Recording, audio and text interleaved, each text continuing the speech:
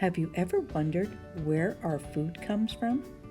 The food that we eat each day. Join us as we explore the farm, Roots and Roost. Farmer Greg will give us a tour.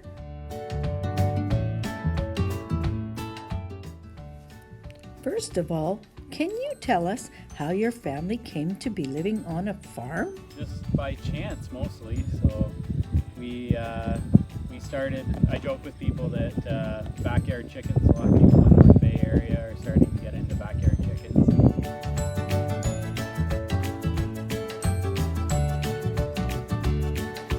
You kind of start wondering about other products that you could do, or that what the difference would be between something that you raised yourself or something that you would grow, or you would know what you're feeding or raising them in a certain way, ethically.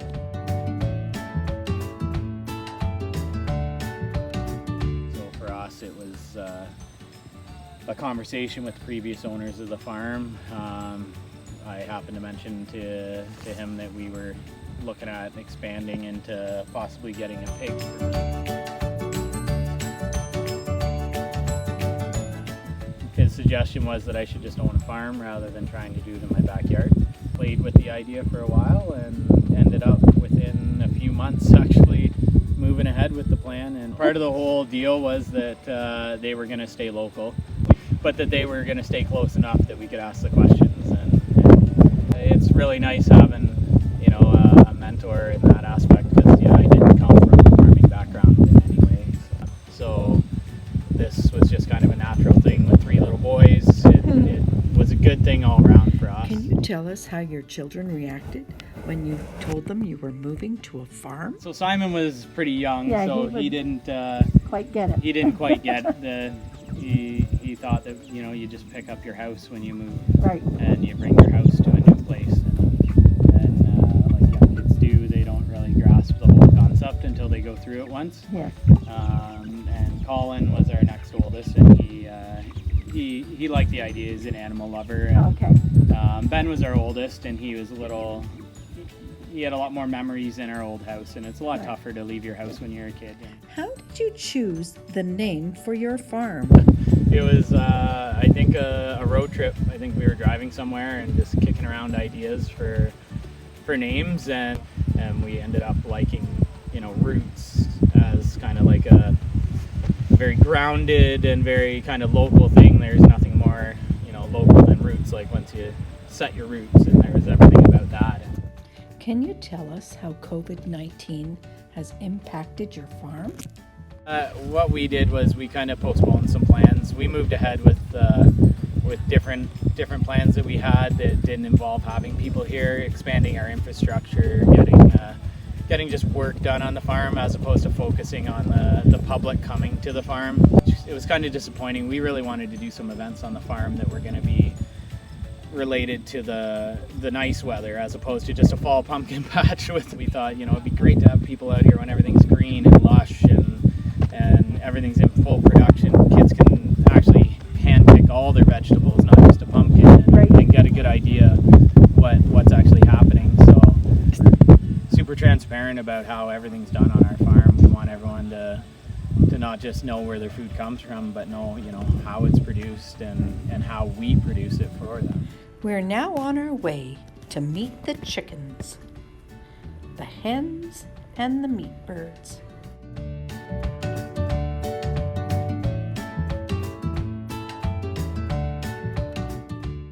So this year would be one of our birds that we hatched. What we did was we just allowed the hens that wanted to sneak away into the barn and hatch out their own little ones. They took care of them. Some of the hens were raising 8 to 10 little chicks all on their own. They would sit on them. They would hide under their wings at night and keep them warm. And we just let them go, and that's what we got was some little ones like this now, and a few more months, and they're gonna grow up, and then a couple more months after that, and they'll start laying for us. Some of these little ones here will get named by the kids, especially if they have anything unique about them that stands out. They get special treatment. They become the favorites. So so you can see the dogs here to keep an eye on everything and make sure that nothing's happening with the chickens. Avicii, that's his primary job, is to protect these chickens from any fox or coyote that may decide to come too close to the farm. Do you have a favorite animal on the farm? I like the pigs. They're easy to keep and they're pretty happy animals, so that's been a good experience for us. We move them around to different spots because they do this to the land. Right. So the big thing about having the pigs is that they actually they root up the ground for us, so we can actually use them as a bit of a farm implement. It's a way to save on fuel. We don't have to do the labor or the tractor work to till up this land.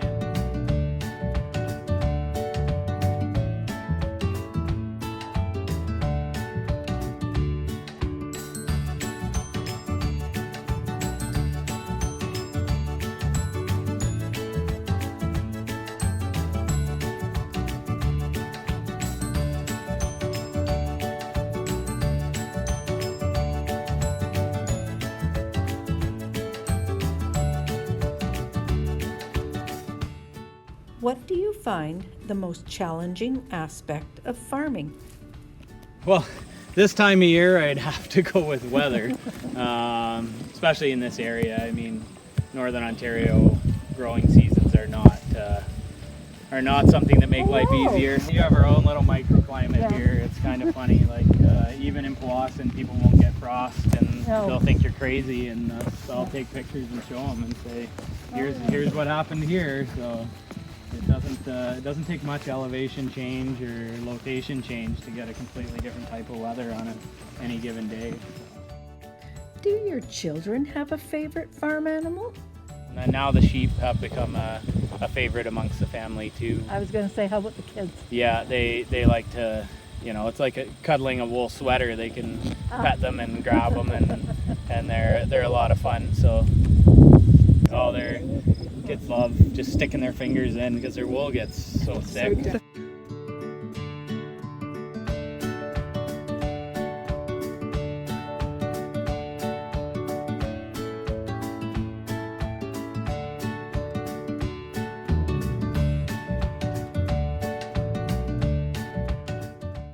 So do they get sheared?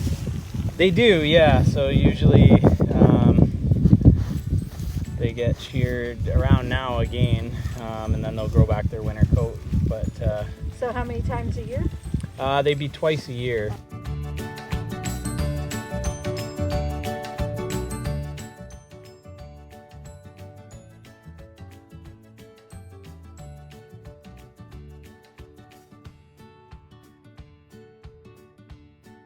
I wonder what kind of rabbits are on the farm today. Oh, this is a Netherland dwarf with a lion head mane on it. Wow. That crossed with another one of our breeds of rabbits. So it's kind of a mutt, but they get kind of unique looking when they get crossed like that. So she's got some pretty wild hair. So these ones here are bred for pets. Okay. So we put them on Kijiji every once in a while when we have a litter. How do you feed so many animals on the farm? We store all of the food for the animals, so we buy 2 tons at a time. Oh boy. And a great big truck comes in, has a big vacuum type blower on it, and it blows the feed in there for us. And then we have an auger in the bottom, and we just switch in the barn. I always joke that meat chickens are just kind of feathered pigs. They just eat and eat and eat and grow and grow and grow. They just grow at such a fast rate because of the way they've been bred. Right. Do you still grow vegetables on your farm? A little bit of our garden over there right now, it's weedy and overgrown. We stopped picking. That was our first planting this year, so we had vegetables in there, and then we planted the exact same vegetables in 2 other locations on the farm, so that once those ones came and went, we had new ones. So we were picking, a fast crop like a radish. You can plant 5 or 6 different times throughout the season. Plant small amounts, plant a quarter of a row, and then a couple weeks later or 3 weeks later even, plant another quarter row and another one and so on, and you'll wind up with your fresh produce all the way through the summer instead of getting it in these big waves of everything all at once. Succession planting, so you always want to plant in succession to the next one.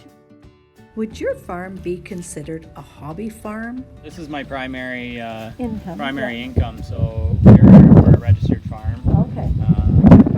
We have a wide variety of products, which a lot of farms don't have, like the versatility around here, having a little bit of this, a little bit of that, makes it a lot more difficult.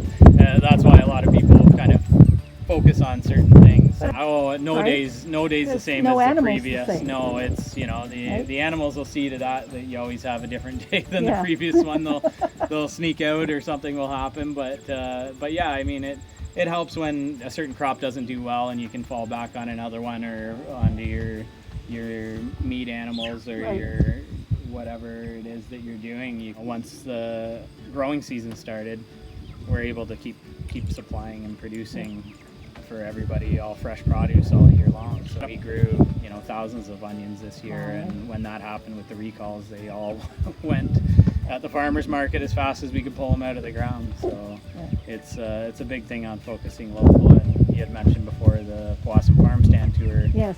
The Powassan area is great at supporting farmers and of all different sizes. The Farm Stand Tour has small farms with big gardens all the way up to great big farms with thousands of animals, significantly bigger than I know how farming works now a little better than I did 2 years ago, so I feel comfortable buying from them. I know what they're doing, and I know that they take pride in what they're growing, and they have young kids too, and that's what they're raising for their family. That's what the people should be buying and serving to their families. So it's out here, go on the farm stand tour, stop in and talk to the farmers, ask them questions. Like anybody who's doing things and taking pride in what they're doing like they are in this area, be more than happy to answer your questions. There's nobody's hiding anything, and you don't have to feel bad questioning how something's grown. If you want to know, if there's antibiotics in your meat, if you want to know what pesticides, herbicides, or anything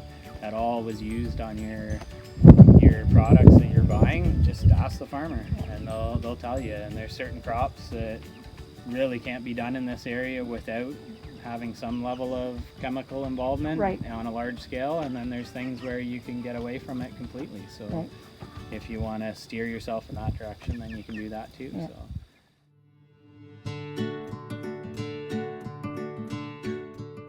Can you tell us if you're open to having visitors come to the farm? we always welcome people to come and explore where their food comes from. What we're setting up is a one-way walking tour. So we decided a bigger, safer parking lot would be the way to go. And then a one-way tour. And then you'll leave from there and you'll walk through the pumpkins and up around the barn. You'll see all the animals, and then you'll go out.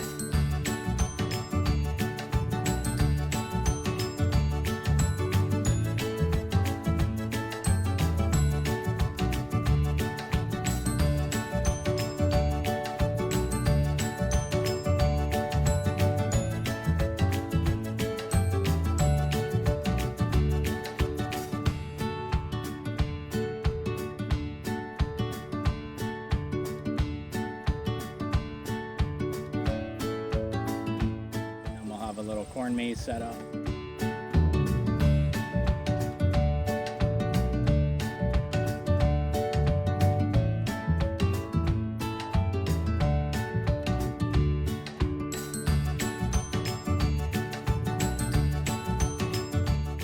We'll be monitoring at each location what's going on and try and keep everybody socially distanced and encourage mask wearing and sanitizer and cleaning out the bathroom facilities, everything regularly, trying to follow all the guidelines. And like we also have some trails that we'll offer up to people if they want to go for a nice walk in the bush and see the fall colors. We have rock outcropping of our maple trees down the one side and our trail for doing that. So Oh wow, you've got lots going on. yeah, we stay busy. It's the number one way to get updates, follow along with the farm is Facebook and Instagram. We have both, and I post on both regularly.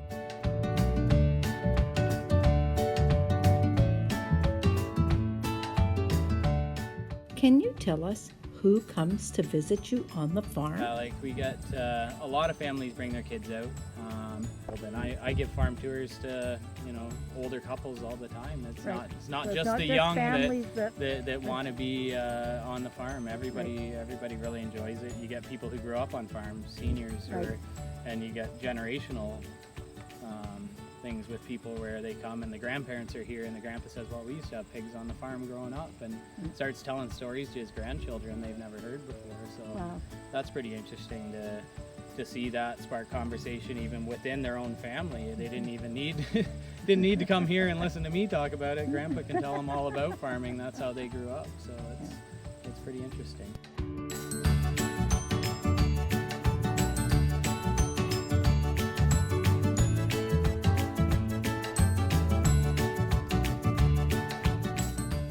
A big thank you to Farmer Greg for sharing his home and farm with us today.